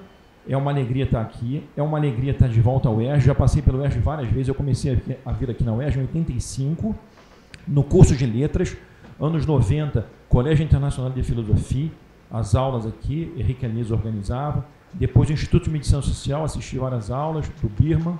Depois conheci o meu amigo Jorge, que está aqui no evento, Jorge Vasconcelos, no mestrado aqui na UERJ, já nos anos 90. Anos 2005, fui professor substituto num momento ultra delicado das universidades públicas e do então recente Instituto de Arte, situação muito difícil naquela ocasião, 2005. Depois vim para o Colóquio Sartre, em 2006, e em 2006, no 10º encontro da Abralic, quando justamente eu apresentei pela segunda vez parte dos resultados da minha pesquisa, na ocasião, sobre literatura norte-americana e brasileira como estratégias de reinvenção social, né? E aí eu apresentei esse trabalho na Abralic, eu vou citar um pouco esse trabalho de vez em quando, que tem CD-ROM, uma coisa que não existe mais, mas naquela época eu sou um cara dinossáurico, pode ser encontrado em algum lugar, chama-se Literatura e Filosofia, o caso Bartleby revisitado, que era um pedaço que eu arranquei da minha tese de doutoramento nos Estados Unidos, quando eu fui fazer lá o doutoramento sobre literaturas brasileira e norte-americana, né? Então o que eu passo agora a apresentar, e agora sem ler exatamente, é o que eu disse há pouco, né? Eu vou tentar fazer uma colagem, uma costura de citações aqui, né? Eu peço desculpa pelo meu cálculo. Então, pretendo expor aqui um conjunto de problemas em torno da leitura deleuziana, que, como a minha, também parte do texto Bartleby, o escrivão ou escriturário, em outras traduções, com sua fórmula devastadora, na famosa fórmula eu preferiria não, né, que vocês conhecem, para chegar, então, numa visão panorâmica sobre a sociedade norte-americana, coisa que o Deleuze faz e, infelizmente, não desenvolve tanto, porque é um texto, é um ensaio, por assim dizer, né? Seria bom, o Deleuze tem essa condição, o Deleuze tinha que ter vivido 200 anos. Ele teria feito, seriamente, não estou brincando, é sério, porque a quantidade de questões que ele levanta, que ele poderia, ele deixa, assim, para a gente desenvolver para ele, é imensa. E ele certamente faria um grande livro sobre essa questão que eu estou querendo levantar aqui, ou seja, partir do problema do estilo no Melville e em outros autores também, mas no caso aqui do Melville, e então conectar com essa questão sobre a sociedade norte-americana, que é encarada por Deleuze numa situação de tensão entre aliança e filiação, temas que vocês conhecem, que o Deleuze trata, né? Entre, nas minhas palavras, se constituir como sociedade de irmãos, que é um termo que o Deleuze vai buscar lá nos comentadores, e se abrir para um processo democrático, que eu vou chamar aqui de dever democrático, ou ceder às funções paterna ou cristã, que assombram as alianças desde o começo, as alianças que estão na origem, digamos assim, do espírito democrático. Lembrando que esse processo democrático, esse espírito democrático, esse input democrático é destacado por nada mais nada menos que D.H. Lawrence, que é um autor insuspeito para falar de democracia. Basta ver o poema dele sobre democracia, em que ele justamente, ao mesmo tempo que elogia a democracia, ele ataca com muita virulência a democracia. Então essa questão de tensão aí é justamente o que se torna a democracia norte-americana e esse dever democrático que eu pretendo tratar aqui, embora de maneira breve, aproveitando as citações, né? Então, é o que eu chamo por minha conta e risco de dever democrático, como subtração ou ultrapassagem do modelo capitalista desenvolvido como em nenhuma outra parte do globo, a partir da doutrina protestante puritana do Destino Manifesto, como vocação para a expansão dos domínios baseado na vontade divina. Esta doutrina motivou o povo norte-americano a buscar incessantemente uma expansão de seus domínios, seja marchando para o oeste das iniciais 13 colônias, como tomando terras do México, adquirindo a França napoleônica ou a Rússia dos czares. Com a famosa declaração do 5º presidente dos Estados Unidos, James Monroe, ainda em 1823, a América para os americanos, a doutrina do Destino Manifesto ganhou uma concretude propriamente política. Ao mesmo tempo em que se recusava a interferência europeia no novo continente, que é bem destacado por Lawrence, numa vertente aparentemente fraterna contra a função paterna, os Estados Unidos se atribuíam a missão de conquistar novas terras e civilizar, entre aspas, as populações indígenas, ou seja, se colocavam na nova função paterna. E aí eu passo para a minha colagem de materiais aqui para não ficar tomando tempo de vocês. Então, a Mariana, que é atualmente a minha Roberto Machado do momento, ela me disse para fazer o seguinte: começar com a fórmula, passar pelos originais, falar do terceiro tipo de personagens e chegar então no meu sistema aqui. O sistema que eu chamo, por minha conta e risco, de sistema de paredes, né? o sistema de paredes e o dever democrático poderia ser um título para essa fala também, né? Então, vou fazer as colagens para não tomar o tempo de vocês. Então, vamos lá. Inicialmente, nós temos a questão da fórmula. E a questão da fórmula, nós vemos em várias passagens determinantes desse lindo, belíssimo ensaio do Deleuze, né? Então, eu vou lendo e vou colando e vou olhando o tempo também, porque a coisa é feia. Vamos lá. Então, vamos lá. Começando aqui, pela minha primeira citação, deixar o Deleuze falar. Da minha vantagem dessa estratégia que eu elaborei agora. Eu já vou em colóquio há muitos anos, né? Vou colóquio há 30 anos, mas só aprendi agora. Você vê que é difícil aprender, né? Aprendi que no colóquio é melhor você contar com o cara, porque mesmo que você está passando o tempo, fala assim, não deixa ele falar que o Deleuze está falando. Então fica bom. Aí se eu falar, esse cara é chato, cala a boca, mas aí com o Deleuze, né? Ó, o Deleuze. Aí o pessoal, então deixa ele falar um pouco mais. Então eu vou fazer minha colagem com o Deleuze, né? Vai na frente, eu vou atrás no vácuo, como se diz na Fórmula 1. Então, vou ler algumas passagens. Então, a primeira passagem que eu quero nessa colagem, eu vou preenchendo as entrelinhas, mas depois na conversa, se houver conversa, se não houver aqui, a gente pode conversar depois no bar. A gente percorre as entrelinhas, né? Então, vou ler o Deleuze, né? A fórmula eu preferiria não exclui toda alternativa e não engole menos do que pretende conservar, e não exclui toda alternativa e não engole menos o que ela pretende conservar do que ela afasta qualquer outra coisa. Ela implica que Bartleby cessa de copiar, para de copiar, isto é, de reproduzir palavras. Essa é a questão que vai motivar, que vai abrir essa novela, esse romance curto, né? O Bartleby, ele é contratado, alguns conhecem a história, né? Ele é contratado como copista e ele diz, num determinado momento, eu preferiria não copiar, ou seja, não fazer a função para a qual ele foi contratado, né? E aí essa fórmula vai ser apresentada de várias mais ou menos da mesma maneira, a maneira principal eu preferiria não, e ela então vai, como diz o Deleuze, cavando uma zona de indeterminação que faz que as palavras não se distingam mais e faz um vazio na linguagem. Bartleby inventou assim uma nova lógica, uma lógica da preferência, que basta para minar os pressupostos da linguagem. Como observa Mathieu Landon, a fórmula desconecta as palavras e as coisas, as palavras e as ações, mas também os atos e as palavras. Ela corta a linguagem de toda referência, conforme a vocação absoluta de Bartleby, ser um homem sem referências, aquele que surge e desaparece, sem referência a si mesmo nem a outra coisa. Eis porque, apesar de seu ar correto, a fórmula funciona como uma verdadeira agramaticalidade. Então essa é a primeira citação que eu queria marcar. E aí eu tenho o meu próprio texto, que depois, na hora das respostas, quem não conhece, quem nunca leu, eu recomendo que leia. É fundamental esse texto na história da literatura, e mesmo no devir da literatura. Então, a gente depois pode até pegar um pouco o meu texto para aprofundar essa discussão que o Deleuze levanta. Então, aqui nós temos a fórmula e logo, seguindo o roteiro que a Mariana extraiu das nossas conversas, muito bem feito, como sempre, ela me orientou e eu vou, então, fazer a conexão através de citação. Então, nós temos aqui essa fórmula agramatical. Eu preferiria não. Se houvesse tempo, no meu trabalho, na minha tese de doutoramento, eu faço um esmiuçar de um capítulo inteiro sobre a fórmula. Mas aqui não teria tempo, um capítulo inteiro sobre a fórmula. Mas o Deleuze é mais breve. Ele levanta a questão e deixa para a gente desenvolver como a gente quer. Eu desenvolvo a minha própria maneira, lá depois a gente pode ver. Mas em seguida o Deleuze diz: Bartleby é assim, o homem sem referências, sem possessões, sem propriedades, sem qualidades, sem particularidades.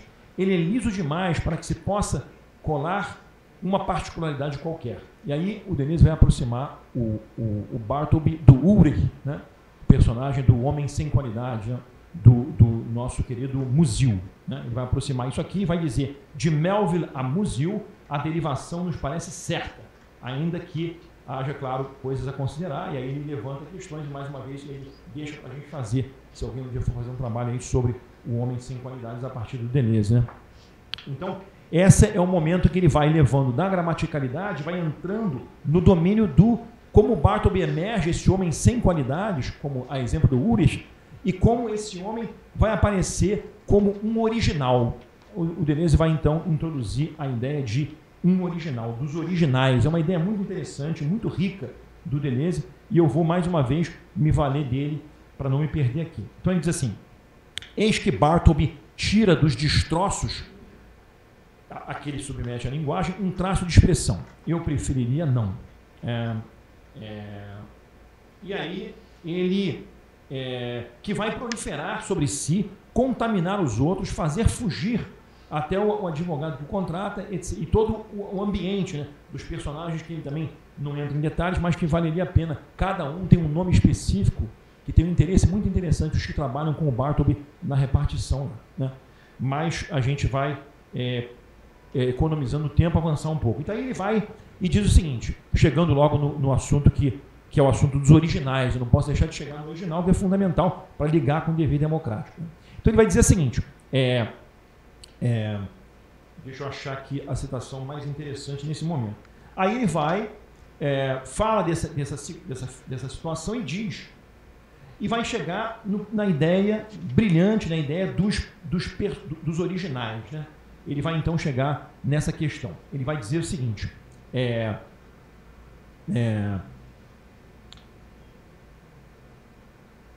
deixa eu achar só o ponto, o ponto que ele vai ligar com Moby Dick. E aí nós vamos apresentar, ele vai apresentar dois tipos de originais. Essa questão fundamental do Melville, segundo a Deleuze, é como você fazer convergir de alguma maneira esses dois originais para justamente fazer implodir o que eu chamo de sistema de paredes. A gente pode chamar de essa democracia formal norte-americana, eu chamo de sistema de paredes. Na minha leitura do Bartleby, é o sistema de paredes, né, que está em jogo. Inclusive é bom lembrar que Bartleby, depois na segunda edição, o Melville retirou o subtítulo. O título era Bartleby, o escrivão, uma história de Wall Street. Enfatizava bem que era uma história de Wall Street, e o Wall aparece recorrentemente durante a novela, né? Então aqui ele vai observar e vai aproximar. Ele vai aproximar então a zona de distinção e vão surgir os personagens, os dois polos, né? Os dois polos que são os monomaníacos e os hipocondríacos, os anjos e os demônios, né? As vítimas e os carrascos, os lentos e os rápidos, os responsáveis e os impuníveis. É o outro polo, que é o Ahab, personagem fundamental, o dever baleia, o Ahab, né? Ele vai dizer, ele introduz o Ahab e diz então que esse é o outro polo dos dois polos, dos dois tipos de originais, né? O que tem nada de vontade, em linguagem nietzschiana, quem gosta de Nietzsche, né, eu gosto muito, até queria fazer mais uma digressão, eu aproveitei e fazer uma homenagem aqui rapidamente, uma homenagem de 30 segundos a um grande introdutor na obra do Deleuze no Brasil, que foi Carlos Henrique Escobar, faleceu agora em agosto, né, e que não está sendo suficientemente lembrado porque estava lá no exílio, porque nunca gostou de instituição, não ligou para isso, mas nos deixou um legado imenso, sobretudo de atitude, postura, né, na universidade, de resistência à própria universidade, dentro da universidade. Portanto, queria aproveitar. E o Escobar, ele foi essa figura que publicou o dossiê Deleuze, então ajudou a gente a entrar na obra do Deleuze. E aí é importante lembrar isso. Então, o Escobar, que foi um nietzschiano, mais nietzschiano até do que deleuziano, ele criticou bastante Deleuze, e criticou bastante Foucault também. Ele, que era um nietzschiano artodiano, ele observava isso, né? A gente está atento à teoria do niilismo.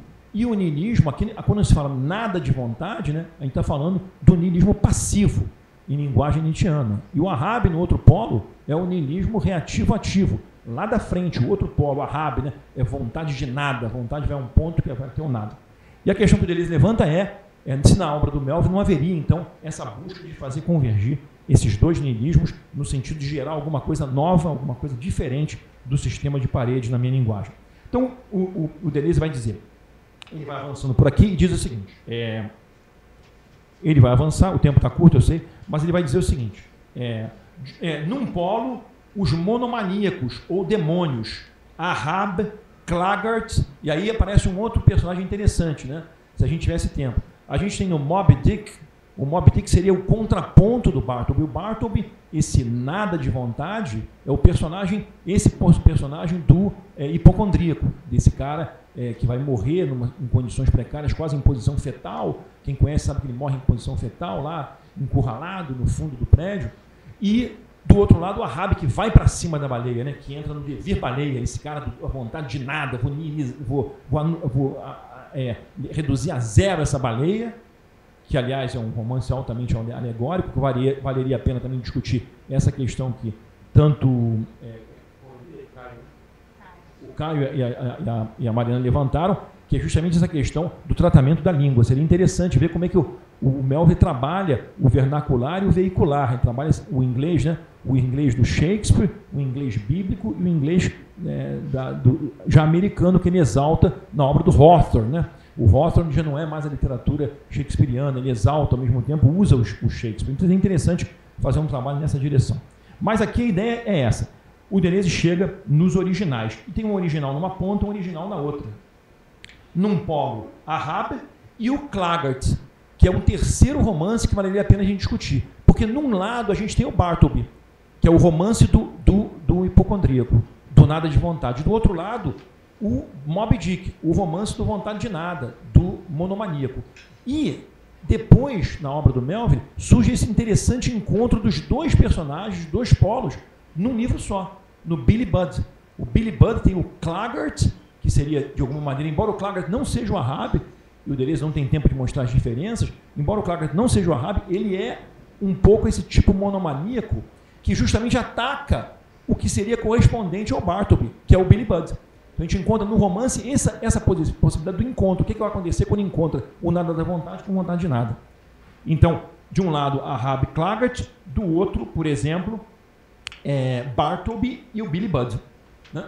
A gente vai encontrar isso. E aí tem um terceiro tipo de personagens, que esse ensaio é riquíssimo, que valeria a pena pensar, que é o testemunho. Né? O advogado no Bartleby testemunha. O Ismael, no Moby Dick, são os narradores, testemunha.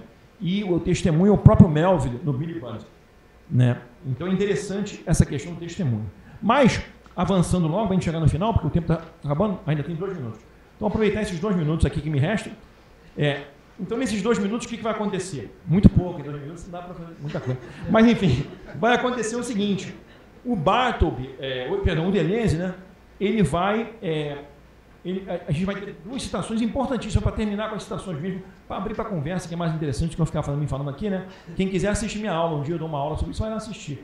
É o seguinte: qual é, então, questão do Deleuze interessante, né? Então, pegando a ligação, né? A conexão que a Mariana falou para fazer, que tem que fazer mesmo. Qual é aqui? Olha só, os verdadeiros originais estão lá. Cada original é uma potente figura solitária que transborda toda a forma explicável. Aí entra toda a teoria da razão insuficiente. Muito bom para os espinosistas que estão aqui, hein? Ele está rindo ali, mas é verdade. Os espinosistas pensaram essa questão. Deleuze e Spinoza, relação complexa, né? E o Deleuze sempre generoso, né? Convidando o Spinoza para a casa dele. Mas é uma questão complexa, que eu queria lembrar para vocês que estudam Spinoza. Tem vários aqui. Então é o seguinte, o que acontece aqui? Ele diz, os originais são seres de natureza primeira.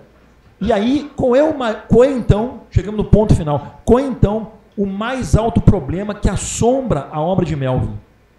Reencontrar a identidade pressentida entre os dois polos, sem provavelmente reconciliar os dois originais.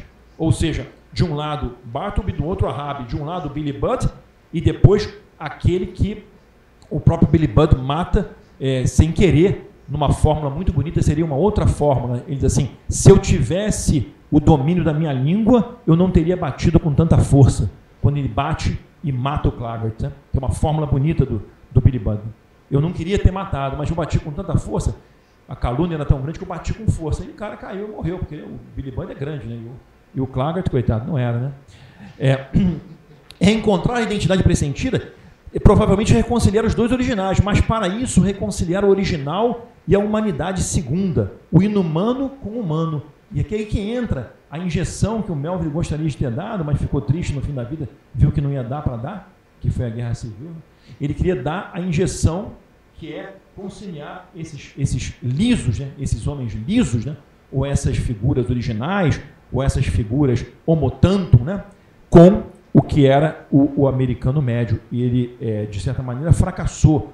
Recomendo um texto do Pavese, né, o Chervas de Pavese, sobre o Melville, né, o estado final. O Melville bastante chateado, mesmo no fim da vida. Né? Mas aí acontece aqui. Então ele vai dizer assim, para a gente terminar, ele diz assim, e agora temos 2 citações finais, diz assim, Ahab e Bartleby, Claggart e Billy Budd, liberando na violência de uns e no estupor dos outros o fruto que é a relação fraternal pura e simples. Melville não parará de desenvolver a oposição radical da fraternidade com a caridade cristã ou a filantropia paterna. Liberar o homem da função de pai, fazer nascer o novo homem, o homem sem particularidades ou qualidades, né? Reunir o original e a humanidade, constituindo uma sociedade de irmãos como nova universalidade. É que na sociedade dos irmãos a aliança substitui a filiação e o pacto de sangue substitui a consanguinidade. E aí, vou deixar a discussão do dever democrático para depois, até porque tem um conceito de dever que foi tratado aqui na fala da Amanda, seria interessante voltar. Mas só para terminar, ele diz assim, terminar de maneira bombástica, com essa situação que é muito bonita, que é a resposta. Né? Ele diz assim, qual é então o mais alto problema que assombra a obra de Melville? Reencontrar a identidade pressentida? Provavelmente reconciliar os dois originais, mas para isso também reconciliar o original e a humanidade segunda, o inumano com o humano. E esse humano são as testemunhas, né? O terceiro tipo de personagem que eu não explorei. E a resposta está aqui, ó. E como essa comunidade poderia se realizar, essa sociedade de irmãos? Como o mais alto problema levantado por Melville poderia ser resolvido? E aí a questão que vai justamente convergir na fala da Mariana, na fala do Caio, não é um assunto individual ou particular, mas coletivo. É um negócio do povo, é uma questão de um povo ou mais de todos os povos. Não é um fantasma de piano, mas um programa político. O celibatário de Melville, Bartleby, como aquele de Kafka deve encontrar o lugar das suas promenadas, dos seus passeios. A América, o americano, é aquele que se liberou da função paterna inglesa, é o filho de um pai esmigalhado de todas as nações. Terminando mesmo, mais uma citação, se o homem é irmão do homem, se ele é digno de confiança, não é enquanto pertence a uma nação, nem enquanto proprietário ou acionista, é enquanto homem somente, homo tantum, que perdeu suas características, que constituem sua violência, sua idiotia, sua crapuleria, não sei se vou traduzir em português, né? Quando não tem mais consciência de si mesmo, que sob os traços de uma dignidade democrática, que considera todas as particularidades como manchas de ignomínia, suscitando angústia ou piedade. A América é o potencial do homem sem particularidades, o homem original. Então, se a gente tiver tempo na hora da conversa, a gente pode aprofundar mais essa ideia de dever democrático, mas essa era a ideia que eu queria passar para vocês. Eu te trouxe 15 páginas, não li nada, eu fico com pena de perder tempo digitando coisa que eu não uso, mas um dia eu vou usar. Então, para vocês, a gente abre daí para a conversa e muito obrigado pela paciência.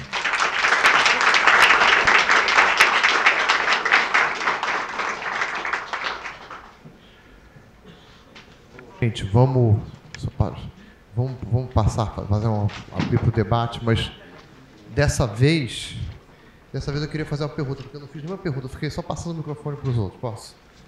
Eu queria fazer uma coisa que me ocorreu aqui sem uma fala incrível, falas incríveis, e me instigou muito, e eu acabei fazendo aqui uma conexão, não tenho... que me ocorreu agora, por isso a coisa vai ficar meio, né? Não vai ficar aqui com... Porque tem uma coisa que eu acho que me impressiona muito na obra do Kafka, que eu tenho realmente a impressão que ele parece ser, isso é um elogio, um burocrata que tensiona a burocracia desde dentro. No sentido de que grande parte da obra dele são relatórios. Né? Por exemplo, aquele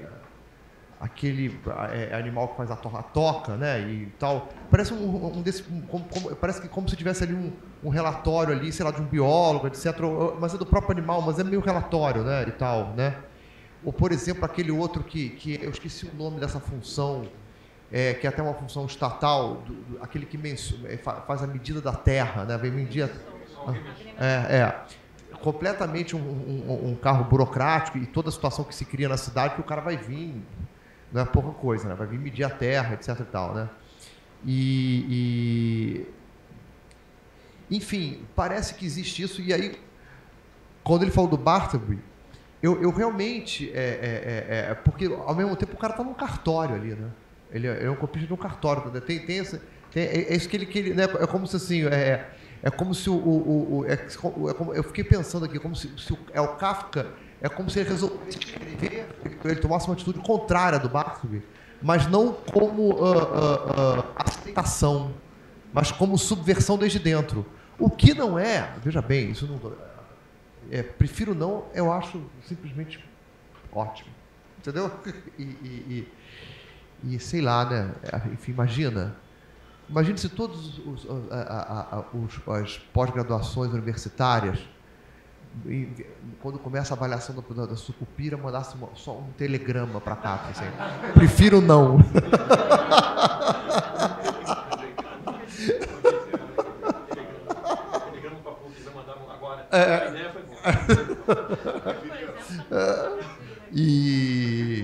Mas é isso. Essa conexão por aí, assim. Fui breve. Você acha melhor? Tá. Eu tô perguntando qual da próxima mesa, né? Todo mundo já falou? Sei que tá. Quem quer? Vai, tá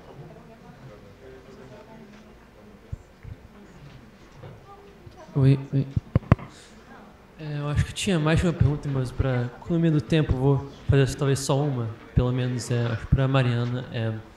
Se eu só resumir, já perguntei uma frase assim, se precisar que eu elabore, pode pedir. Como você conectaria, talvez, o que você descreveu na função da linguagem, forma da linguagem escrita, você falou, do Jamslev, com quarta pessoa do singular? Gostaria que eu elaborasse alguma coisa? Ou conseguiu? Tá bom?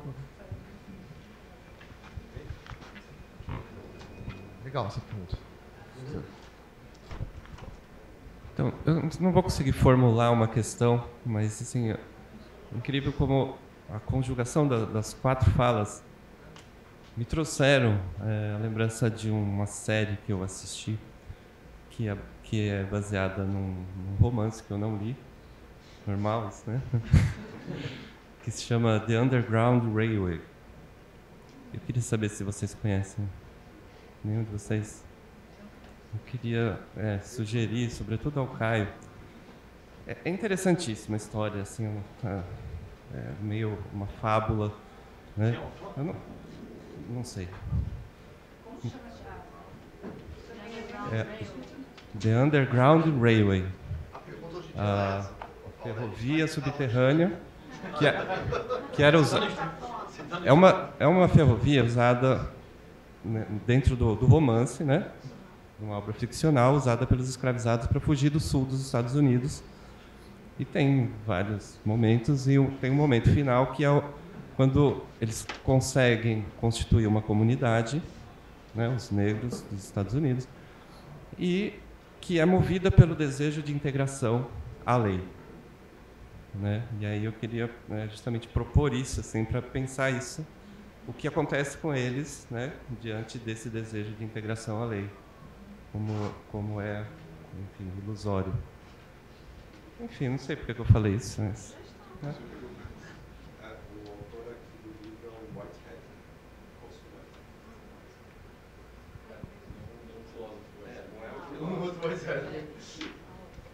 Gente, parabéns pela mesa, muito bom ouvir vocês. E eu só queria, na verdade, ouvir mais, já que o Paulo não conseguiu desenvolver, eu fiquei bastante curiosa por estar pensando e pesquisando sobre isso, que é a atenção no dever democrático. A gente conversou bem breve sobre isso, mas eu queria que se aprofundasse. Acho que foi combinado isso. Eu não combinei. Eu tô brincando. Por favor, para a mesa. Depois faz mais uma rodada, se for o caso. Deixa, porque já são 4 perguntas, um monte de perguntas. Vamos lá.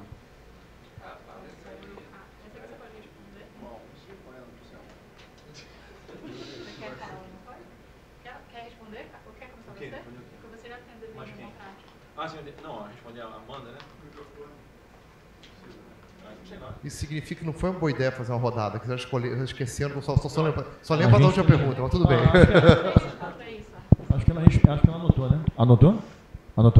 Não, enfim, o que eu poderia acrescentar, não quero tomar a palavra, que a sua fala me suscitou, e que gerou até uma conversa rápida, embora o tempo fosse curto, aí levantou aquele rapaz que eu esqueci o nome, falou, não, o dever primeiro, aí a Esther no meio falou assim, a política vem primeiro, aquelas coisas de colóquio que são boas, né? Mas, assim, a sua fala foi muito interessante, porque a sua fala, eu fiz uma pergunta, que aí suscitou a discussão do lugar do dever na obra do Deleuze, que é uma questão também interessante, mas, no meu caso aqui, para não fugir da questão, como eu falei na sua fala, como a minha questão foi essa, é que, quando você citou lá a Maria Beatriz, não foi? Ela falava de um embranquecimento e você dizia assim, mas eu sei que no Deleuze o embranquecimento não é um dever. E o que eu estava falando é justamente isso, que eu compreendi o conceito de dever no Deleuze, como é que ele se dá, esse dever hifenizado. Dever, por definição, é dever no padrão.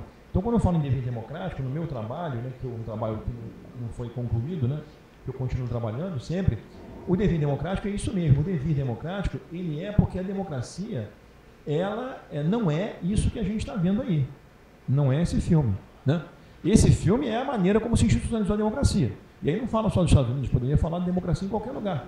Na sociedade capitalista, é dita democrática, de fato, são instituições democráticas. Você tem uma tentativa de forçar para que as instituições, haja mais instituições e menos Estado, que aliás é uma questão deleuziana interessante, né, como o Deleuze pode ser atualizado. Mas a minha discussão é justamente essa, o que é isso, né? Em linguagem deleuziana, em deleuzianês, né, você tem a democracia como modo de realização da lógica capitalista, e essa é a democracia que a gente vê por aí, e tem esse espírito democrático, essa coisa que o Lawrence chama, e o Lawrence, eu já falei, é insuspeito para falar, que o Lawrence é um dos maiores críticos da democracia, como bom nietzscheano. Todo nietzscheano é crítico da democracia na raiz. O Lawrence, ele é violento com a democracia, como Nietzsche também era, né? E o Lawrence fala, ele faz um poema que é uma defesa da democracia e um ataque à democracia ao mesmo tempo. E justamente ali no Lawrence, o Deleuze pode ter explorado mais, está claramente posta a atenção que o Deleuze mesmo está levantando, embora não embarque. Ele cita só o Lawrence. Ele diz que a grande contribuição, até posso citar para você, e é a partir daí que eu procuro discutir o que é o dever democrático, quer dizer, de que você está procurando desviar, o que você está escavando, que implica uma inclusão de todo mundo. Aí é um assunto legal, a inclusão de todos, né? Imigrantes de todos os países univos, né? Que seria a frase chave da Revolução Norte-Americana. Então, esse movimento é isso, quer dizer, o que está desviando? Está desviando da democracia como modo de realização do capitalismo. E aí, só para terminar a resposta, que está muito longa, é essa passagem que o Deleuze pega, a hora que ele cita o Lawrence. Ele diz assim, e é muito interessante, porque o Lawrence tem um livro maravilhoso, quem não conhece, me recomendo que lê, Estudos de Literatura Americana Clássica, que é o livro mais nietzscheano que eu li, não escrito pelo Nietzsche, né? A maneira de escrever é nietzscheana, não é só os assuntos são nietzscheanos. Nunca houve, na minha leitura, eu estou velho já, eu nunca vi uma pessoa escrever tão nietzscheanamente, fora Nietzsche, né, quanto o Lawrence nesse livro, Estudos de Literatura Americana Clássica. E aí a citação é justamente dali mesmo. O Deleuze vai tirar essa citação, essa passagem em que ele comenta o Lawrence da seguinte maneira, para a gente passar para as outras respostas. Ele diz assim, tá aqui, quer ver? Deixa eu só achar, porque tá...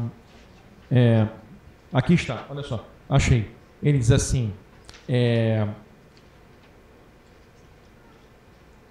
Lawrence dizia que era isso, o novo messianismo ou a contribuição democrática da literatura americana contra a moral europeia da salvação e da caridade, uma moral da vida, em que a alma não se cumpre, senão, não se realiza, digamos assim, né, senão pegando a estrada, sem outro objetivo, exposta a todos os contatos, não tentando nunca salvar outras almas, se desviando daqueles que são autoritários demais, né, que gemem demais, e formando assim iguais nos acordos fugitivos, sem outra realização senão se liberar. A fraternidade, segundo Melville Lawrence, é uma questão de almas originais. Então, essa passagem ele vai justamente pegar, a partir daí, né, essa que é a contribuição democrática. A democracia é um devir, né? A democracia, ela é colocar a democracia em devir. E vale aí para o nosso tempo, né? Como colocar a nossa democracia em devir. E muitas vezes, para aproveitar mais um autor que também é genial, que justamente o Deleuze faz uma ótima leitura da maneira como ele capitula no final da vida, também numa situação muito dura, né? Que é o Kerouac. Né? A maneira como o Kerouac vai afundar por conta de uma dificuldade mesmo de seguir on the road. Né? E aí é um capítulo também triste da história da literatura norte-americana, embora tenha um capítulo alegre, que é quando ele escreve On the Road, Os Subterrâneos, toda a obra, né? Dharma Buns, grandes obras, né? Grandes obras que ele escreveu. E não sei qual é a outra questão aí para vocês. Sobre o comentário do Guéron, eu também acho muito interessante essa coisa do tensionar a burocracia desde dentro, né? O Kafka conviveu muito de perto com esse ambiente burocrático mesmo, né? E eu acho que isso é interessante também porque tem muito a ver com essa lógica do próprio agenciamento como operador mesmo, né? Que tem a ver com essa tensão imanente, né? Com essa crítica imanente, em vez de uma crítica externa. Né? Então, acho que faz sentido, sim. E agradecer ao Sandro pela indicação da série. Esses temas me interessam muito, então com certeza eu vou assistir. Sim.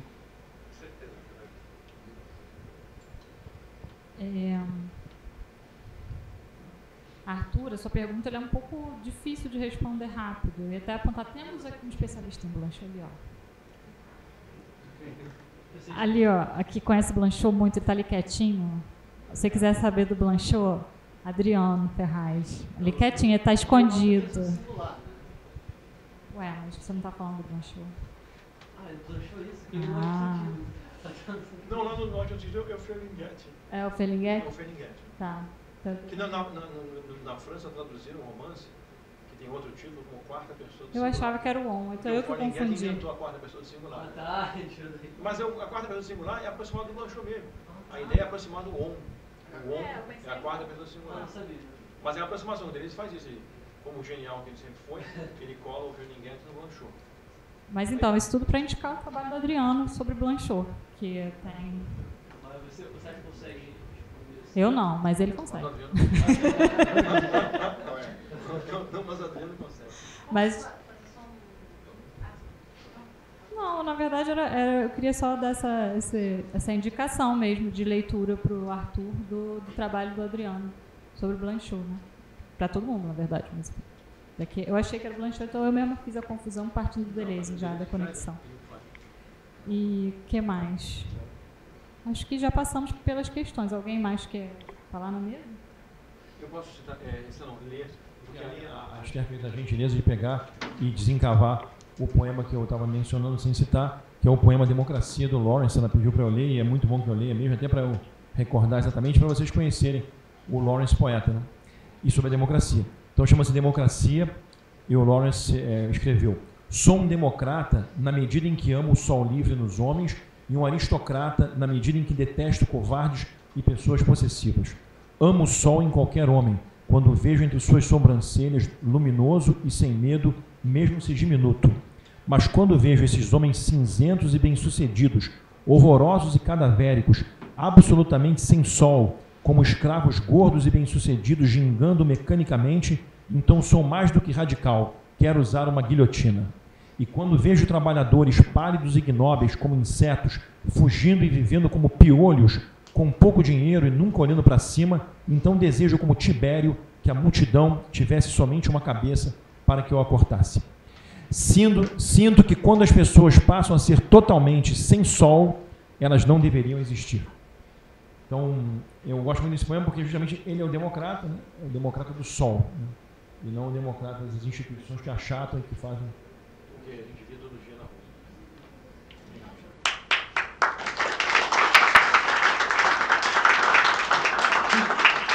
Eu acho que eu vou dar um